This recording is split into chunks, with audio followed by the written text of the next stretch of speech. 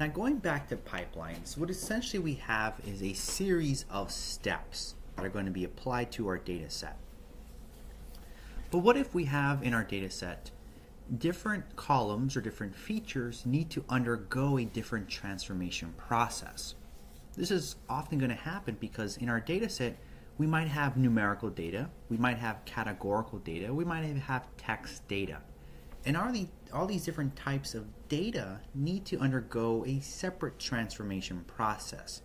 So we need a way in which we have our data set that comes in, different transformers work on different attributes or features of our data set, it applies a transformation, and then it gets combined through all these separate transformation steps. In other words, we need a way we can apply some sort of transformations in parallel as opposed to in series. Let's go ahead and illustrate that. Perhaps we can better explain what's going on by sketching a diagram. So we have a data set that's going to come in. And let's say part of this data undergoes this transformation process. Let's just call it T1. Then might be undergo a separate transformation process called T2. And maybe a third one called T3. Any arbitrary number of parallel transformation steps.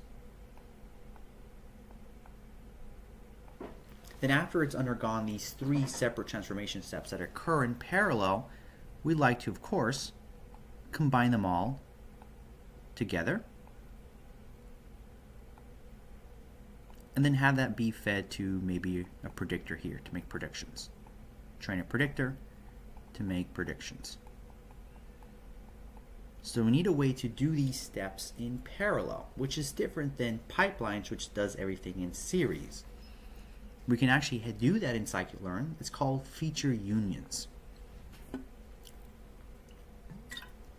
So what the feature union is going to hold is hold transformers in parallel.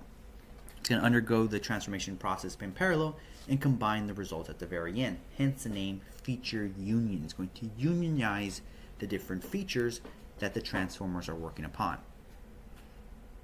So in fact, using pipelines, which are series, you can think of it as constructing a workflow in series, along with feature unions, which does construction in parallel, we can use feature unions and pipelines to construct an arbitrary complex workflow with different steps, different parts of the pipeline, things that are going in parallel. A more very complicated workflow can be all achieved and all encapsulated using a combination of feature unions and pipelines.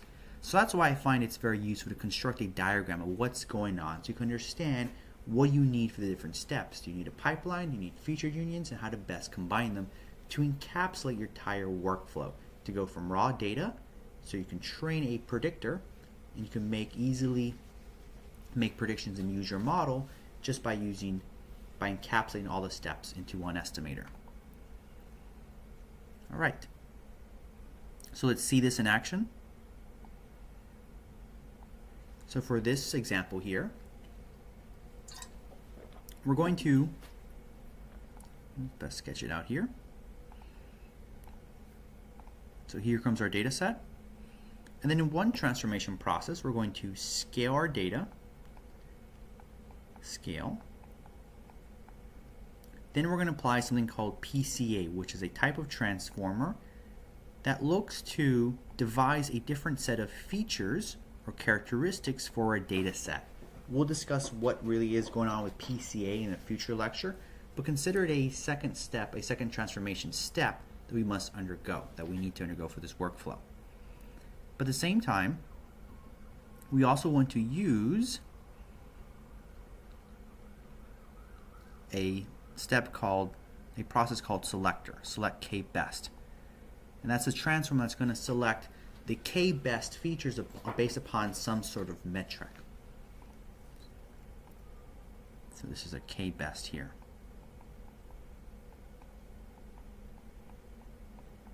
PCA is a dimension reduction technique, by the way. So we have in our data set, if I recall correctly, 8 features. With this PCA, we're telling it to, in this case, we're going to say, give us 4 features. Go ahead and construct with those original 8 features, give us a a different set of features. We're going to choose the 4 best features that best describe the variance of our original data set. Like I said, what's exactly going on isn't the point of this lecture. It's just that this is a transformer step that's going to yield for us 4 features. And k-best is going to pick the 2 best features, because we're going to set it to pick 2 for this transformation process. So what's going to come out here is a data set. We'll call it x of t of 1 with 4 features. And out here, this will be a data set x of t of 2 with 2 features. So we want to make sure our data set undergoes this parallel process and then it gets combined such that we have a data set with 4 plus 2 features, a total of 6 features. And that's going to be all done via feature union. So let's look at that syntax for feature unions. All right, so let's go look at here. So we construct, let's create those objects. Let's create the scalar transformer, the PCA transformer, and our select k-best transformer. Notice we have one pipeline that represents this top branch here. It's going to apply the scaling, then the dimensional reduction via PCA. We want to combine the result of this transformation process, these 2 steps, with the result straight from the selector.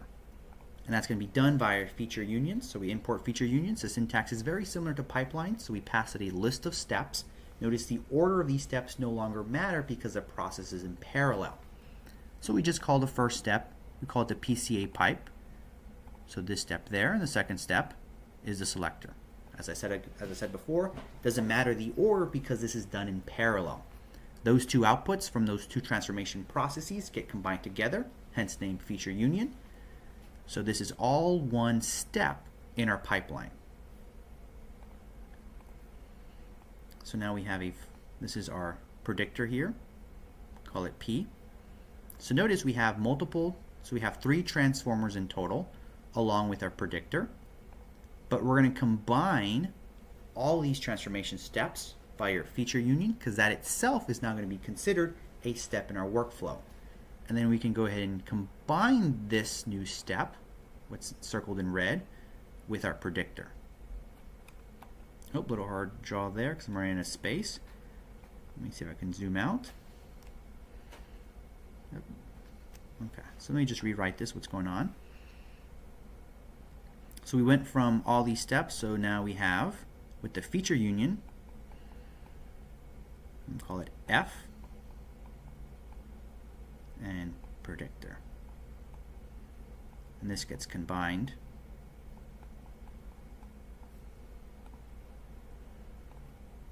using a pipeline. So notice we can make rather complicated workflows.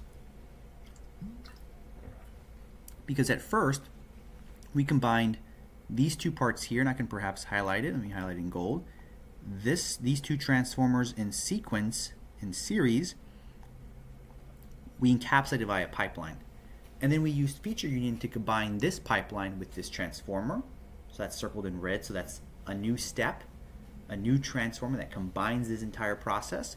We call it F here, and we wrap it all together in one final pipeline. So that's why I said writing out these diagrams, at least for me, helps me visualize the process, what's going on, and understand how do I best construct feature unions, how do I best use feature unions and pipelines to encapsulate the entire workflow. So make sure you understand what's going on, how you can go and use combination feature unions and pipelines for a rather complicated workflow. So if I do my math right, if I count this all together, we have a total of 4 estimators, 3 transformers, and a predictor. That's all encapsulated into this one object called fit. Let's invoke fit, have the data pass through the entire workflow, and let's go ahead and use the fitted pipeline, the fitted encapsulated process to make predictions. What we're also going to do here is we're going to investigate the resulting shapes of our data set from the transformation process. So notice here is that originally our data set had 8 features, but through the transformation process we only have 6 features, and that's because PCA, this transformer step, since we set n components equal to 4, are only going to only use 4 components, 4 features.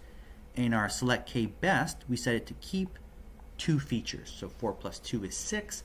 So notice that what comes out the data that comes out of this feature union has 6 features as opposed to the original 8. So that's what we do there to display, to show you how we went from 8 to 6 features.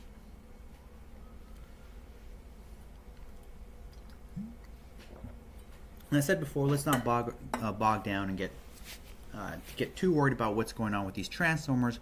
We'll talk about them in future lectures, what is going on when we use something like PCA.